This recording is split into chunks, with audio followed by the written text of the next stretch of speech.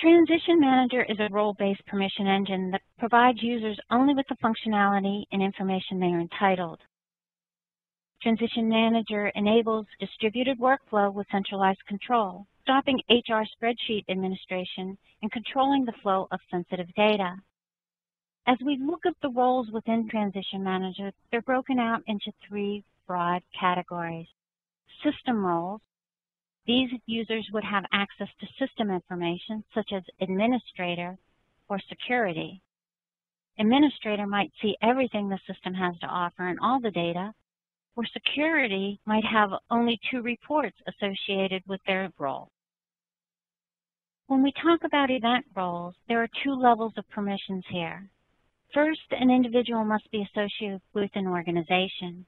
If that organization is selected for the event, then they can be associated with that event. Here we show 3 different types of event roles. Certifier, there can only be one, that's that person defined as legally responsible. Coordinator, again typically an HR role, and reviewer could be defined by the client in any way they want. Typically we would see someone from finance, always from legal, and sometimes diversity. Individuals can also have roles within Transition Manager. An assessor would only see those individuals that have been assigned to them. An employee, which is only used in a voluntary situation, where employees can log into the system and accept or cancel an offer that they would be eligible for.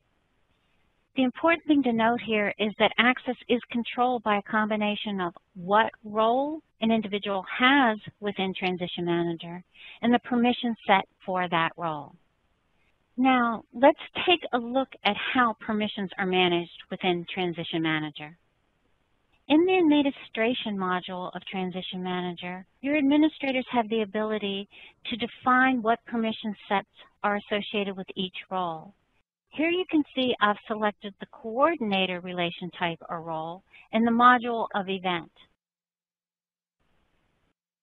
When I see the permission page, users have the ability to choose whether a specific role can view, add, change, or delete on that screen. By simply updating the permissions, the new permission set will take effect immediately. That concludes the roles and permissions portion of this demonstration.